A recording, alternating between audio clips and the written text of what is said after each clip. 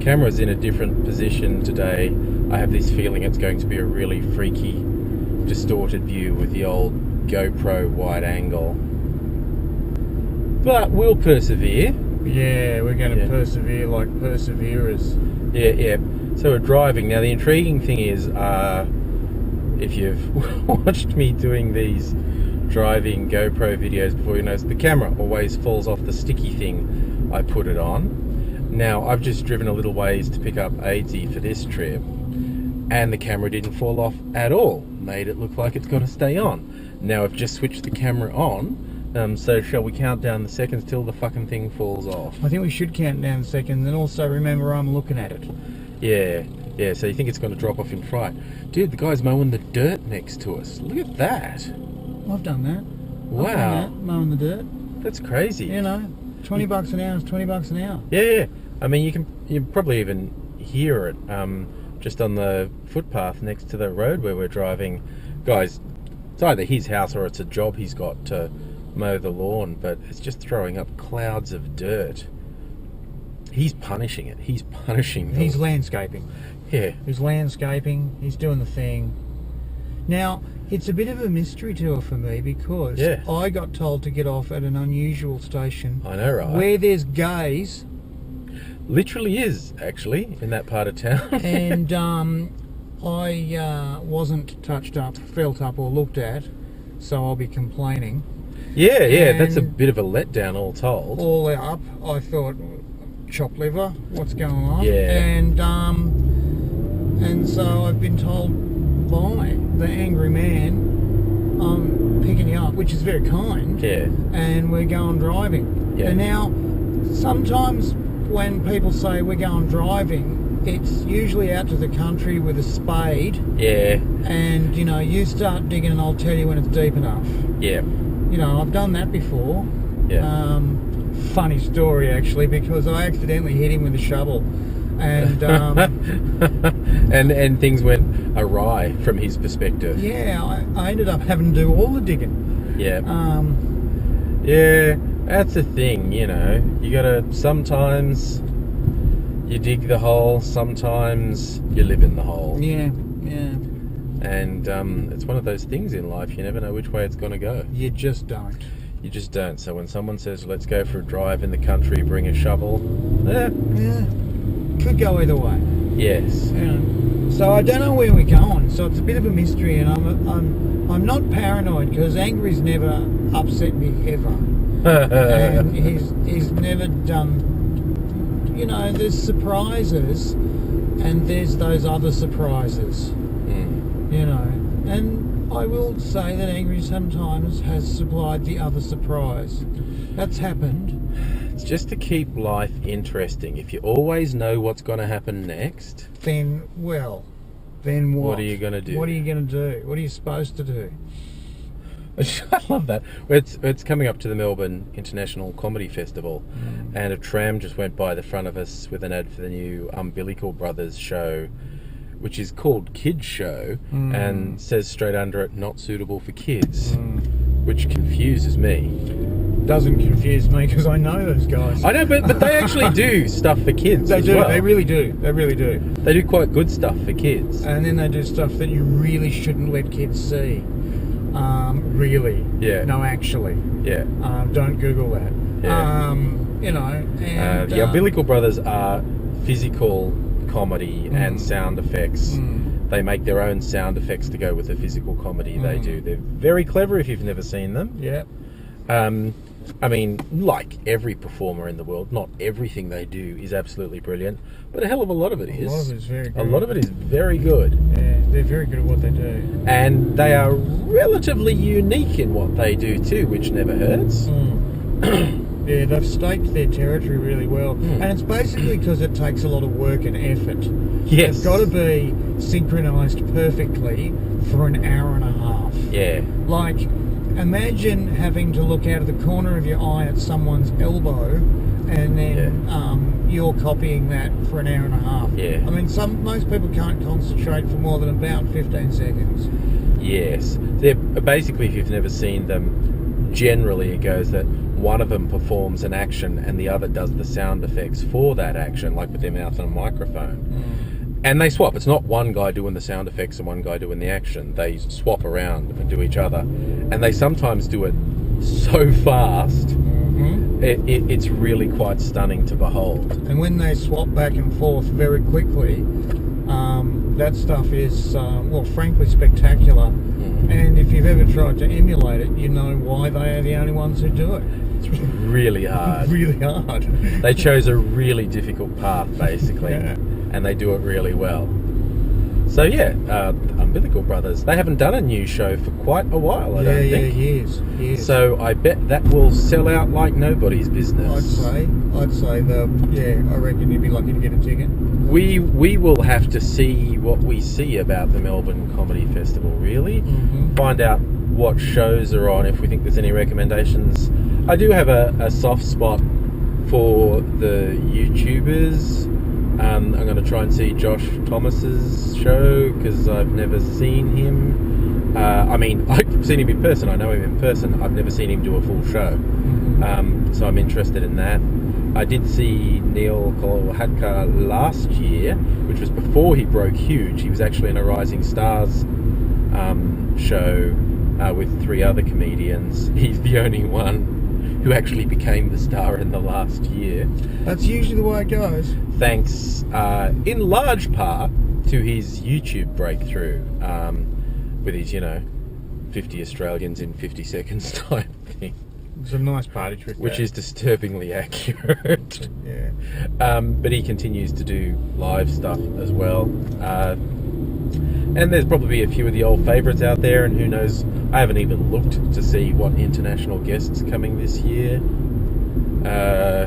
But they cost a lot of money, and I don't necessarily have a lot of money, so I'm not necessarily going to see the big international stars. I prefer to take a punt. What myself and Mrs. Angry do most years when we decide we want to go out and see a show, we go down, hang outside Town Hall, where all the comics do flyering. It's what you call it when they have little flyers, little printouts for their show, and they hand them out to people and say, you should come and see this show.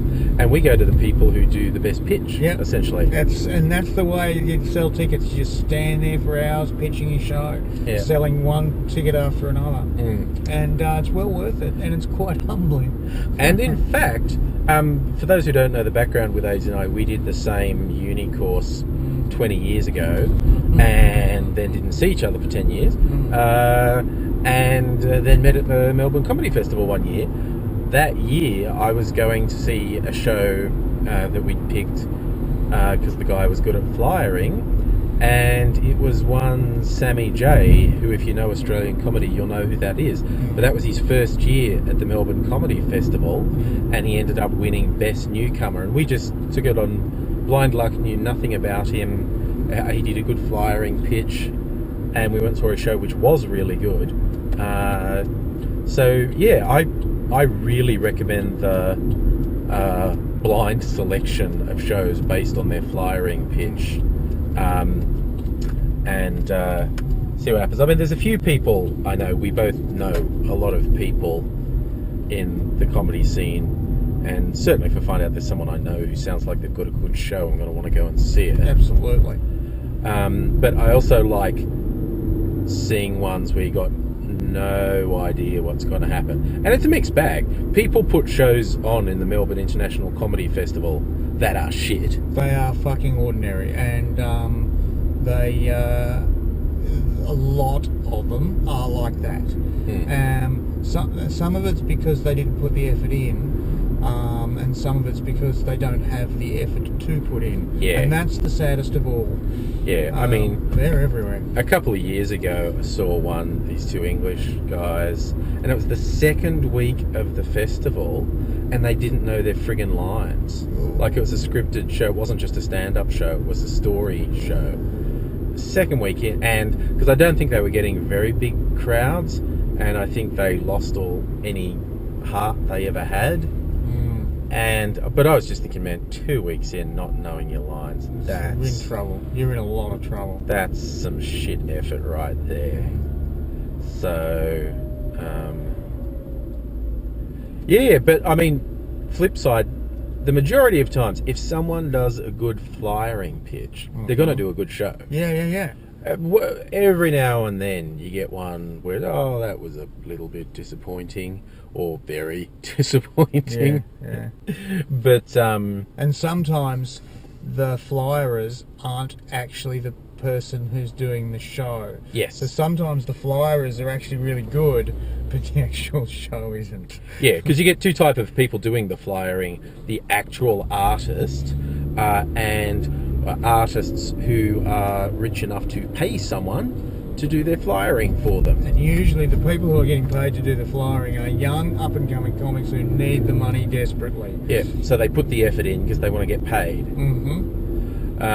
Which doesn't mean by definition the show's going to be shit. No. But it doesn't really tell you anything. That's right.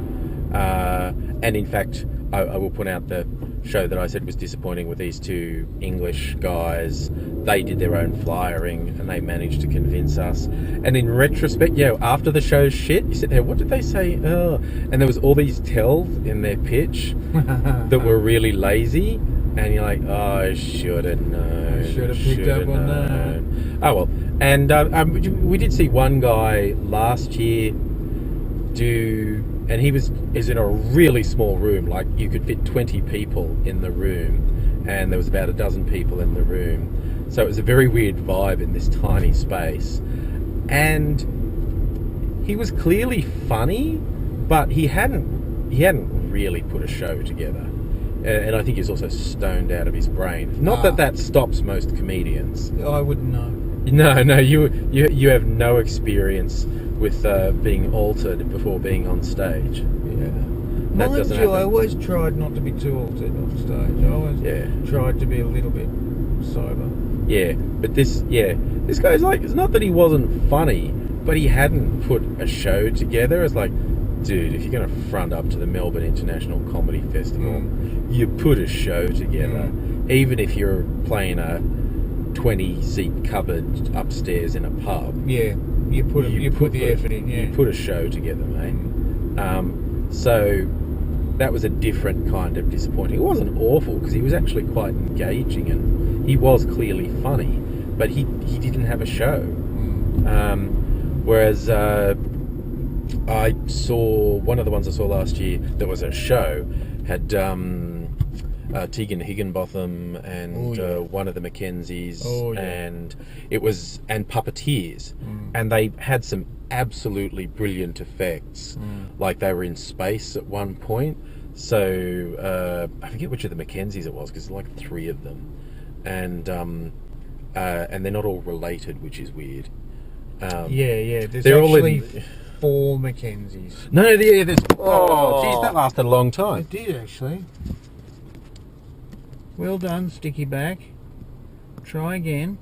Well, that lasted 13 minutes. Right. So, and in fact, given the lead-up time, it lasted more than 15 minutes. But we were just talking about the weirdness of the Melbourne comedy scene. It's so small. There are 4 Mackenzies, 2 of whom are brothers and 2 of whom are not related to anyone else. And it was one of the ones who's not related to anyone else. But they did the show, and I was saying the effects they did with puppeteers. So in one scene you've got Mr. Mackenzie and Ms. Higginbotham are wearing black bodysuits, and there's that's what the problem was. Right, so they're wearing black bodysuits, and the puppeteers were controlling the astronaut suit. And so it was giving this really good illusion of weightlessness. Yeah, that's great. Because they were floating. Oh, it was awesome. Yeah. And it's like a lot of the puppeteer effects were obvious puppeteer effects, but they were having fun with the fact these are obvious puppeteer effects, and they were riffing on the actual props and costumes a lot. You could tell there's a script. You could also tell when they were diverging from the script, because someone would say, let's get back on topic now. Heads up, let's go. Show to get through here. That's right. That's all very entertaining, but let's get back over here. And that was a great show, and I mentioned seeing the up-and-comer show that Neil Kolhatka was in, and he was very good. of the... How's that? Right, we're going to finish this talk and try and reset. But yes, so this turned into a ramble about the Melbourne International Comedy Festival. Did a bit. Yeah, so if you're in Melbourne, go see shows. If you want to see shows with us, hit us up. Yeah, do it. Hit us up and we'll see if we can go to a show together. That'd be fun. Yeah, we might have comedy and pizza night. Who knows? Yeah, sounds good. And we are still driving after this. This is the first stop we're at now. Look, it's rock and roll o'clock. 1, 2, 3, 4. It's 12:34 p.m. Yes, that's what you want. And we passed 12:12, which I call roadie o'clock. It's 1, 2, 1, 2, 1, 2. So we have a stop to make, and then we'll be back and doing more talking. So we'll see you soon. See ya. Bye.